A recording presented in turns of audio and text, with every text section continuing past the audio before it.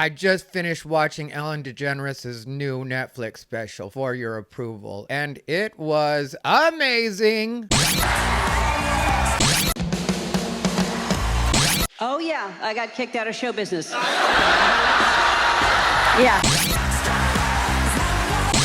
What's up, everybody? Ty Rivera here, the absolute best LGBTQ comedian in the world. All right, you guys. So here's the deal. The only reason I even knew that Ellen DeGeneres' new special was out was because a creator by the name of D'Angelo Wallace, who seems to hate life and good times, had done a video about it and was just saying how horrible it was and how it wasn't funny. So I, being full disclosure, an Ellen fan since I was a kid, and you would think that since I have been a fan for so long that I watched her show all the time. I did not. I watched the one in the 90s, the Ellen show, where she actually did come out of the closet, and that was historic for LGBT, but we're not trying to talk about that. Also, before we go on, please like, comment, and subscribe. If you want to leave a comment just to help me on the algorithm, but you don't know what to comment, just leave a knife, because you know that some soft ass is gonna come for my neck. But the thing you have to know about me is I am an Ellen fan since I was actually a kid. I saw one of her first appearances, if not her first appearance, on actual TV, which was HBO, and it was a show called Women of the Night. Judy Tenuta was on, Paula Poundstone. Great female comics. I was lucky enough to be able to work with Judy Tenuta at one point. I got to feature for her for a weekend. Paula Poundstone I still have yet to meet. Neither here nor there, but just being completely honest about what my history is and how much I love Ellen's stand-up. And I will also tell you that I love stand-up enough that if this hadn't been a good special, I would honestly tell you that too. Like the special that she did last for Netflix, which was called Relatable. That one I didn't think was great. I didn't think it was terrible, but I didn't think it was great either. So it's not like I'm just blind to whatever Ellen does. I just am not the kind of person that's caught up on whatever happened on the Ellen DeGeneres show. I think that was the name of her actual show, right?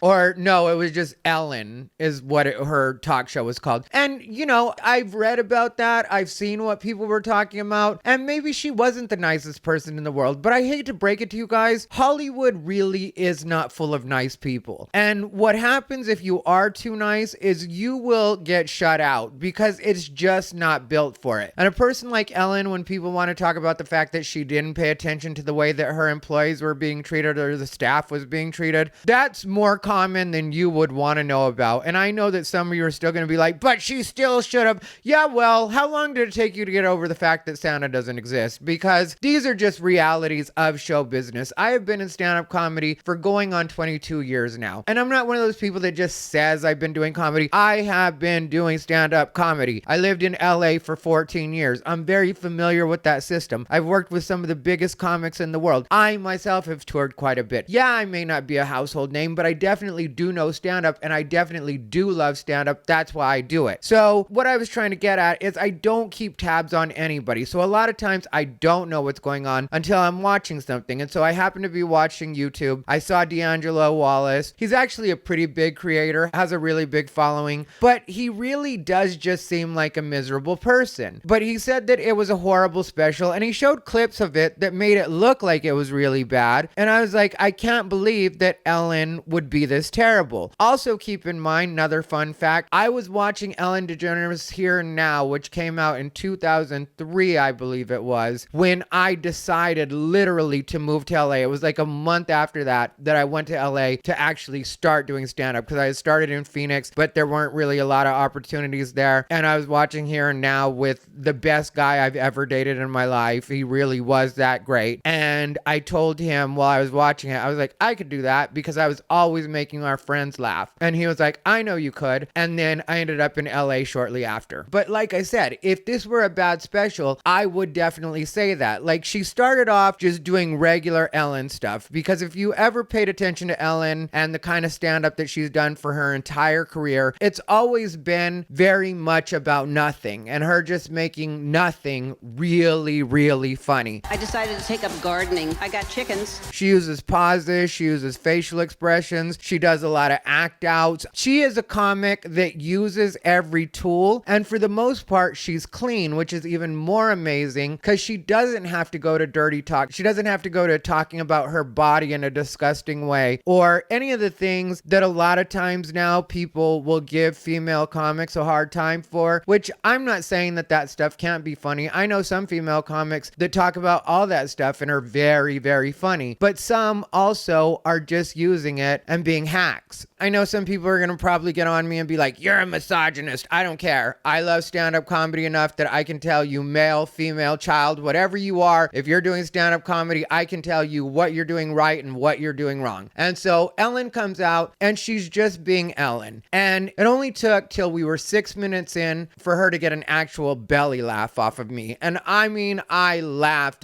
And what she was talking about was just something as simple as the warning signals on your dashboard in your car and the different features that cars have that are pointless. And she didn't even address the thing about being canceled until 13 minutes in. And that's when she first alluded to it and said that she was going to catch you up on what she's been doing lately. And she talked about it a little bit at that point. But I think what really makes people mad about Ellen and this special, from what I've seen, because I've seen other people saying things online, and then I saw the comments on the trailer for Netflix. And what seems to be bothering people is that she doesn't apologize, and she's not apologizing. She does chalk it up to the fact that she is a woman in show business and she's held to a different standard. And if you know anything about show business, and if you know anything about women in show business, that is true. But then you have to remember that in order for a woman to make it to the level that Ellen did in show business, you kind of have to shut a lot of that stuff out. And you do have to be almost like what most people would consider being a man. And that's just the reality of making it to that level. Like, you think Meryl Streep, Charlize Theron, Margot Robbie, Oprah. People talk about Oprah all the time. You do have to almost stop being whatever you are as far as being a human being. And I know some of you will be like, no, you don't. Trust me. Every one of your Hollywood heroes, I don't care if they're producers, directors, whatever they are, there is a lot of pretending like things aren't happening around them that are definitely happening around them, or just kind of hearing that they're happening. Like, Ellen was known for not allowing people to talk to her. That was probably because she didn't want to know a lot of what was going on, because when it comes down to it, there's not really a lot that they can do about it. People want to say that these people can, but they'll be replaced like anybody else. So you might as well just keep your head down, look at your own paper, and do what you have to do, which is what I believe that Ellen did for the entirety of her not only career, but also her show. So then 16 minutes in was when she really goes into it. Yeah, the Be Kind girl wasn't kind. That was the headline. Here's the problem. I'm a comedian who got a talk show, and I ended the show every day by saying, be kind to one another. Had I ended my show by saying, go fuck yourselves, people would have been pleasantly surprised to find out I'm kind. And that's where she starts talking about the different things that she was accused of as far as scaring people and how she thought that was fun. But I see a lot of revisionist history happening with the people that actually do have a problem with all that stuff. Because if you look at any of the clips of her scaring people, or when they talk about her giving Taylor Swift a hard time about the guys that she's dated and flashing them on screen. It makes me feel so bad about myself. Every time I come up here, you put like a different dude up there on the screen. Or the situation with Mariah Carey, where she told Mariah Carey to prove she's not pregnant, let's do a toast together, a champagne toast. Let's toast to you not being pregnant. If you're not pregnant, then we should. Oh my goodness.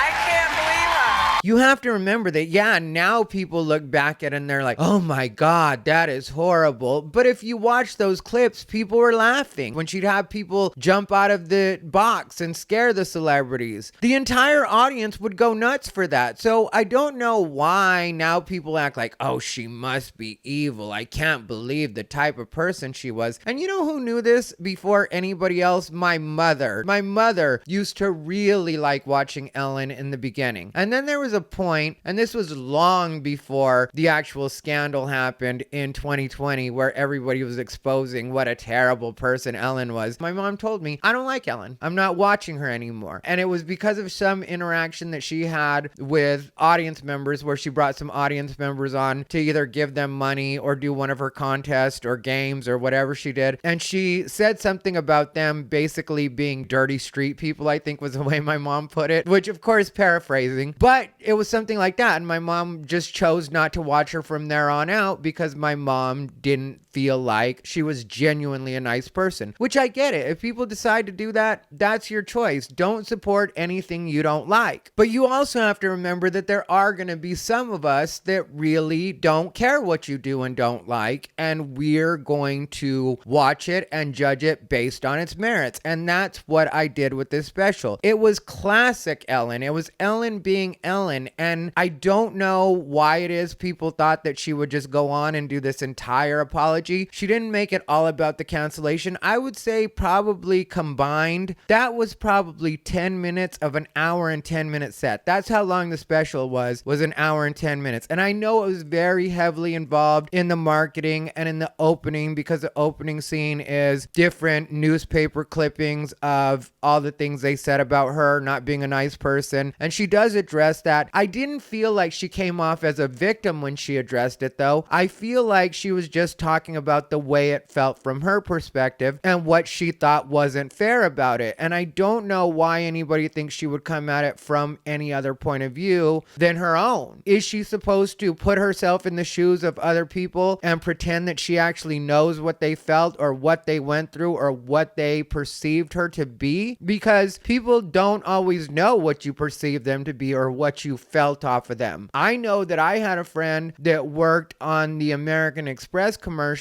and one of my friends was a camera guy on that shoot. And he said that Ellen came in, she was all business when she came in, but she was polite enough. And because she was supposed to say something funny on her part, rather than going with the script, she improv'd a different line for each take they did with her. And every line she did was hilarious, and the whole crew was cracking up. But from his firsthand experience with Ellen, he said that she was great. And this was long before I even had a YouTube channel. So it's not like he was worried about me telling somebody and then he would lose his job or any of that kind of thing. So if he had noticed that, he could have just said it. It wouldn't go anywhere. And then some of the things that she says in this special are about her being ADD and also being OCD. And I don't want to ruin any of the punchlines because it's just really a good special. Like, if you're looking to laugh and just see Ellen be Ellen, it's a great special.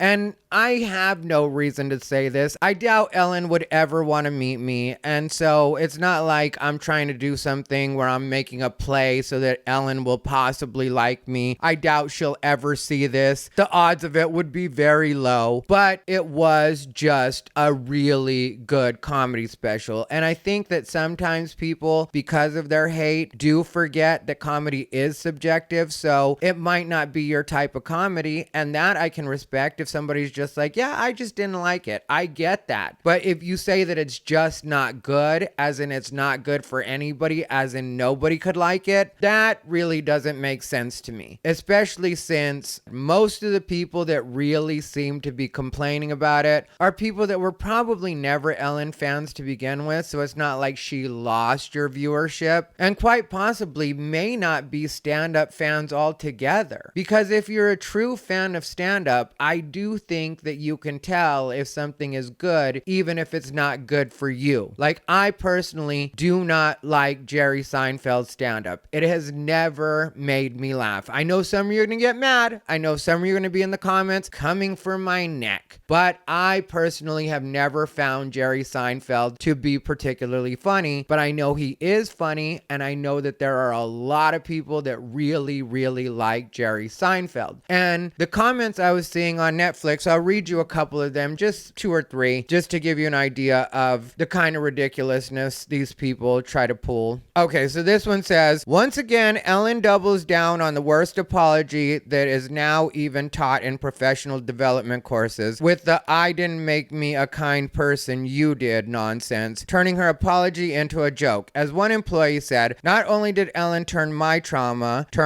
traumas into a joke, she somehow managed to make this about her. And that is a quote from BuzzFeed News, but I don't know if they're talking about an apology that she gave in 2021, because in this actual special, there was no apology. She did not apologize for it. Actually, I would say Ellen did the opposite, and it's something I really respect, was she kind of just said, fuck you. She did say that she basically called it for your approval because all her life she's been looking for people's approval, and she's done with that. That's not what she's about anymore. That's not what she's looking for. This is her last special, and she was wanting to go out on her terms, and that she said in so many words. She thanked the audience for letting her go out on her terms, and people were saying they must have hired that audience, and it's like, that was just funny stuff. I don't know like what you think is going on or what's happening in your head, that your entire perception of actual reality has been warped to a point where you can't understand. That may not be funny to you, and maybe you hate Ellen to a point where you can't see anything she does as funny or entertaining, but that doesn't mean the rest of the world feels that way. And Ellen was in show business for so long and is considered such an icon that no matter what she does, unless she did something that was truly horrible, we are not going to turn our backs on her no matter what cancel culture says. This person says, no way are we giving her a chance after all the stories of her being rude and unpleasant to her team. Okay, I don't know who we is, but I'm not a part of that we, and I did read quite a few comments that were not a part of that we either, where they were saying, we love Ellen, we support Ellen. But this one really tells you the way that these people think and what's really going on here. Netflix leaving the comments open for this one is a whole new level of boldness. Also keep in mind, we canceled Mindhunter for this. And that right there is what it's about for a lot of these people, and what some of these people don't understand is the true era of cancel culture is over. Netflix and everybody else has realized that cancel culture is a toothless dog, in the way that the people that were waiting for this trailer to come out so they could put a negative comment on it and then downvote it are not usually people that are spending money on comedy anyway. In a lot of cases, those people probably don't even have Netflix subscriptions. So they lose nothing by upsetting you, and that's what cancel culture was always based on. Cancel culture was always based on these businesses and corporations being afraid of the wave of negativity and the money that they were going to lose. And now a lot of these businesses and corporations have realized that, yeah, they will send a wave of hate your way, but that doesn't necessarily translate to losing money. So when you bring nothing to the table, you can threaten to actually take nothing away. So stay mad in the comments of Ellen's trailer on Netflix. Stay mad in the comments of this video if you want to. Stay mad wherever you are. But it's going to be business as usual for most people, because you can't cancel what you never subscribed to. Like, if I see comments on this video of people being like, I'm not going to support you, ask yourself, were you already subscribed? Were you supporting me? Or did you just come across my video and then act like you were taking away something that you never gave me anyhow? Anyway, let me know what you guys think, whether you saw the special or not. Maybe you have a different opinion. I'm not going to be arguing with people. If you didn't like it or it wasn't for you, I 100% respect that. But if you want to go on some tirade about how terrible you thought she was, go ahead and do it. But I'm not going to respond to it. And it's not because I'm blind to it. It's just because I've already seen YouTube videos about it. I was paying attention at the time when it happened. So I know what all the details are. I've seen clips. I know what people are talking about. And I don't need Ellen for any of that. I don't look to Ellen as my moral compass. All I needed Ellen to do was remind me why I loved her stand-up so much. And in this special, she 100% did that. So let me know what you guys think down below in the comments. As always, this has been Ty Rivera, the absolute best LGBTQ comedian in the world.